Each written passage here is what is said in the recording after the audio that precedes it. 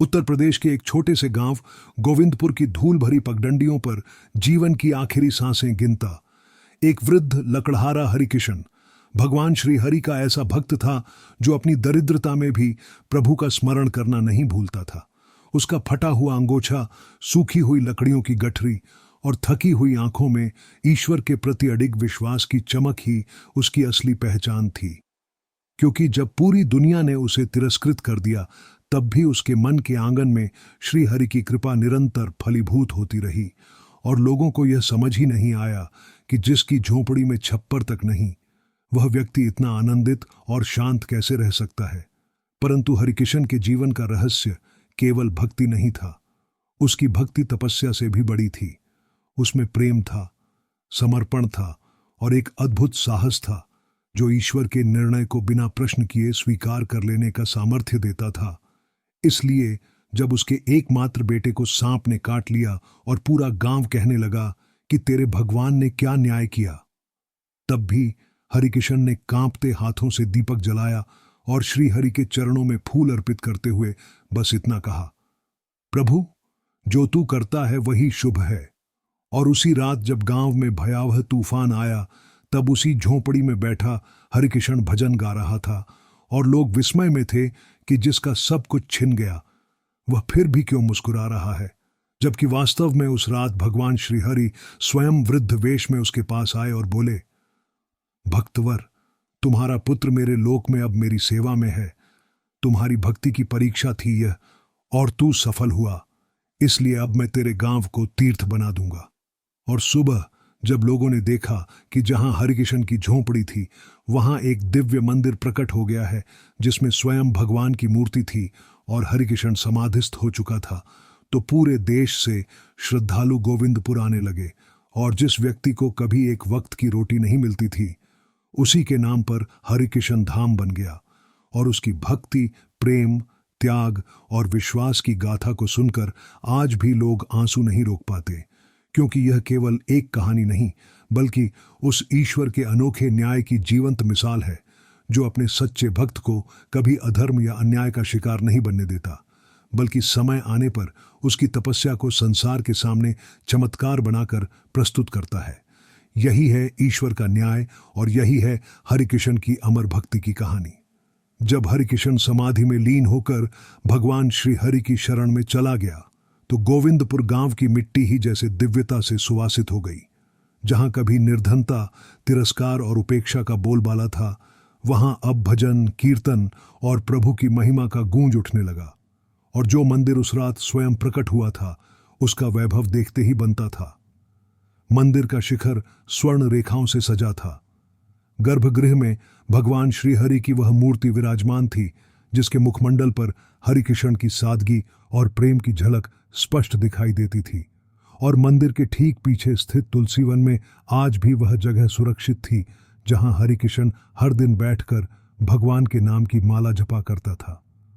लेकिन ईश्वर के इस अद्भुत न्याय की कहानी यहीं समाप्त नहीं होती, क्योंकि जिस गांव ने कभी हरिकिशन को बोझ समझकर अकेलेपन की आग में झोंक दिया था, उसी गांव में अब चमत्कारों की वर्षा होने लगी। जिस कुएं का पानी कभी खारा था वह अमृतमय हो गया, जहां सूखा पड़ा रहता था वहां हरियाली फैल गई। और सबसे चमत्कारी बात यह हुई कि जिन घरों में कभी कलह, दरिद्रता और रोगों का डेरा था, वे अब सुख, शांति और समृद्धि से भरने लगे। और गांव वालों को जब समझ आया कि यह सब कुछ हरिकिशन की भक्ति की देन है, तो वे फूट फूट कर रोने लगे और उसकी समाधि पर बैठकर क्षमा मांगने लगे। परंतु उस समय एक और चमत्कार हुआ।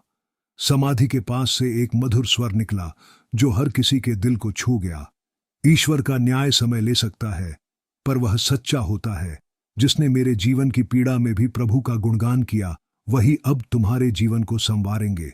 और इसके बाद गोविंदपुर न केवल एक तीर्थ बन गया, बल्कि वह स्थान भी बन गया जहां हर व्यथित आत्मा को शांति और हर भटके हुए को दिशा मिलने लगी। और हरिकिशन का नाम अब एक प्रेरणा, एक आस्था और एक अग्नि बन गया जो जीवन की कठिनाइयों में तपाकर आत्मा को परमात्मा से मिला देती है। और तब न राजा बड़ा होता है, न धनवान, केवल वही पूज्य होता है जिसकी आस्था कठिन समय में डगमगाए नहीं। और हरिकिशन की भक्ति ने यह सिद्ध कर दिया कि प्रेममयी भक्ति दीनता में भी दीपक जला सकती है और ईश्वर उसी दीपक की लौ में अपना न्याय प्रकट करते हैं। अब उस गांव में जन्म लेने वाला हर बालक पहले भगवान श्री हरि को और फिर हरिकिशन को प्रणाम करता है, क्योंकि उन्होंने दिखा दिया कि भक्ति केवल शब्द नहीं बल्कि वह अग्नि है जो दुखों को स्वर्ण बना देती है। हरिकिशन की समाधि पर वर्षों बीत गए, पर उसकी कथा समाप्त नहीं हुई। वह समय समय पर जीवित होती रही, भक्तों के हृदयों में, पीड़ितों की प्रार्थनाओं में और उन चमत्कारी घटनाओं में जो गोविंदपुर में निरंतर घटती रहीं। जैसे किसी अदृश्य शक्ति ने उस गांव को अपने दिव्य आभा मंडल में बांध लिया हो। वहां अब केवल फूल ही नहीं खिलते थे, वहां आत्माएं भी खिल उठती थीं, क्योंकि जिस भूमि पर एक वृद्ध लकड़हारा अपने फटे चादर में प्रभु को याद कर सकता था और पूरी सृष्टि को बदल सकता था, वह भूमि अब साधकों, ऋषियों और जिज्ञासुओं की तपस्थली बन चुकी थी। और यह सब केवल हरिकिशन की निर्मल भक्ति का ही परिणाम था। एक बार जब एक धनी व्यापारी जिसकी लाखों की संपत्ति लुट चुकी थी उस धाम में आया और हरिकिशन की समाधि पर सिर झुकाया, तब उसे ऐसी आत्मिक शांति मिली कि वह वहीं बैठकर रोने लगा और बोला, जिस सुख की तलाश में मैंने महलों बनाए वही सुख आज इस माटी में बैठकर मिल रहा है। और वहीं से उसका नया जीवन आरंभ हुआ। इस तरह अनेक रोगी आए, अनेक दरिद्र आए, अनेक टूटे हुए हृदय आए और सबको कुछ न कुछ मिला। किसी को सांत्वना, किसी को चमत्कार, किसी को संकल्प की शक्ति और किसी को ईश्वर का साक्षात अनुभव, क्योंकि इस धाम में केवल पत्थरों की पूजा नहीं होती थी। यहाँ एक सच्चे भक्त की चेतना जीवित थी, जो आज भी करुणा के रूप में, भक्ति के रूप में और चमत्कार के रूप में उस भूमि में बहती थी। यहाँ आने वाले हर श्रद्धालु को यह समझ में आ जाता था कि ईश्वर किसी सोने के मंदिर में नहीं रहते, वे उस दिल में रहते हैं जहाँ प्रेम हो, आस्था हो और समर्पण हो। और हरिकिशन का जीवन इसका सर्वोत्तम प्रमाण बन गया था, जिसने बिना किसी शिकायत के, बिना किसी अपेक्षा के, बस निस्वार्थ भाव से ईश्वर को पुकारा और उसी पुकार ने ईश्वर को स्वयं आकर न्याय करने पर विवश कर दिया। एक दिन गोविंदपुर में कुछ लोग दूर देशों से आए विद्वान पंडितों से पूछने लगे कि आखिर क्यों इस स्थान पर आने से मन हल्का हो जाता है, दुखों का भार उतर जाता है और जीवन में नई ऊर्जा आ जाती है। तब उन विद्वानों ने उत्तर दिया, यहाँ हरिकिशन की भक्ति की अग्नि जलती है और जो उस अग्नि के स्पर्श में आता है उसका अंत करण तपकर शुद्ध हो जाता है। यही वह आग है जिसमें अहंकार जलता है, मोह गलता है और आत्मा ईश्वर से जुड़ती है। और फिर उसी दिन से वहां एक वार्षिक भक्ति महोत्सव प्रारंभ हुआ, जिसमें लाखों लोग एकत्र होकर हरिकिशन के जीवन से प्रेरणा लेने लगे। कथा, भजन, कीर्तन और ध्यान के माध्यम से लोग यह सीखने लगे कि भगवान के न्याय में विलंब हो सकता है पर अन्याय नहीं होता। और यही बात इतनी गहराई से हृदयों में बैठ गई कि अब गोविंदपुर न केवल एक धार्मिक स्थल रहा, बल्कि जीवन के संकटों में डगमगाते हुए लोगों की उम्मीद की आखिरी डोरी बन गया। और जब भी कोई कहता कि मेरे साथ न्याय नहीं हुआ, तब कोई न कोई उसे हरिकिशन की कहानी सुनाकर कहता, जाओ, आंसू नहीं रोक पाओगे, पर तुम्हारा विश्वास फिर से जाग उठेगा। और सचमुच जिनके पास न कोई आसरा था, न कोई सहारा, उन्हें हरिकिशन की साधना और श्रीहरि के न्याय में अपना भाग्य दिखने लगा।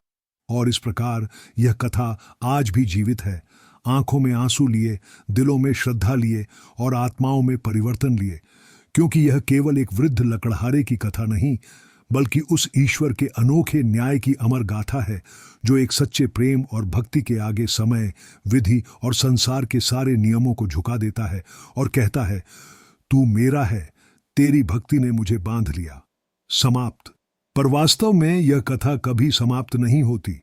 यह तो वहीं शुरू होती है जहां विश्वास डगमगाने लगे,